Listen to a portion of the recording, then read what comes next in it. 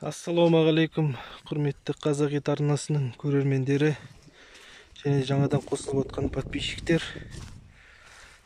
Наурыз мейрамы құтты болсын. Ұлыс оң болсын, ақ мол болсын.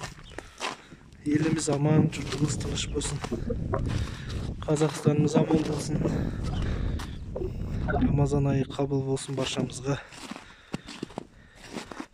Ұлыстың ұлы күнінде ауа райы өте тамаша, керемет, Аллаға шүкір. Көктемнің бірінші айының соңына да тақалып қалдық. Аллах қаласа бұл қар да кетеді. Амандық болса иншалла.